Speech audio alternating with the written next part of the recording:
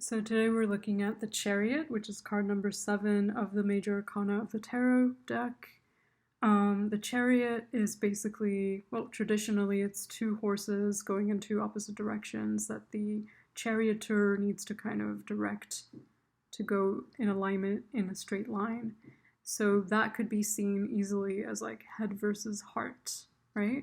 The Chariot is the sign of Cancer, and Cancer is ruled by the moon. So we're very much connected with the moon. If you think about how the moon kind of deals with water, like how it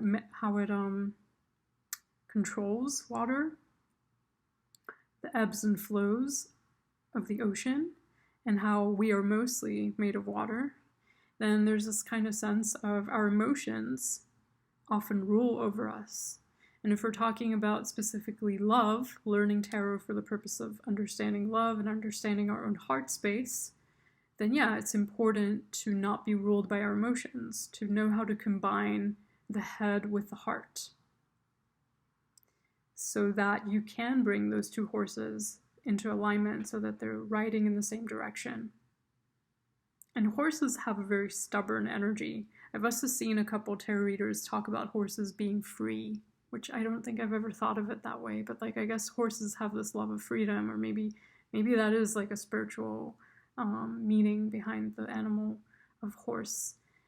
So freedom, if you're all about freedom, you don't want anything binding you. But that can be a difficult energy to manage because our lives are not free. We always have something that we're kind of bound to. And if we're going to choose what we want to be bound to, then it's important that we make those decisions not from a place of stubbornness, not from a place of it's my way or the highway, but rather from a place of compromise, from a place of seeing both sides of every issue, being very balanced and very calm and composed, but also knowing, if you think about the charioteer when he's, riding with these two, riding his chariot with these two horses, he's being pulled. And so he needs to kind of be mindful and be very decisive and strong-willed in that moment. He cannot wait, right, to make up his mind or think or ponder things or kind of take his time to learn. He needs to, in that moment, take control of the situation.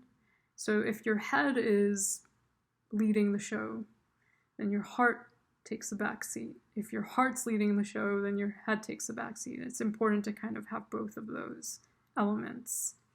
Let me see if I can think of anything else in terms of Cancer. It's always surprising to me that the Chariot is the card that is associated with Cancer, because at least planet-wise, Cancer is associated with the moon. But in tarot, the moon is Pisces. So why is that? There is a certain aspect of Cancer that lends itself to moodiness, kind of struggling with their emotions. And if you think of Cancer in the Minor Arcana, I would look at the King of Cups. The King of Cups has a good handle on his emotions and can actually be a really good advisor to others who are dealing with some kind of emotional upheaval. The King of Cups is ruled by water, but they're sitting on a throne above the water's surface. It shows that they're kind of easily connected with the water, but they are able to kind of safely navigate their emotions as well. And again, this is not talking about any specific Cancer you may know, because we all take the astrological signs in a different direction, but this is talking about the stereotypical kind of qualities associated with the sign.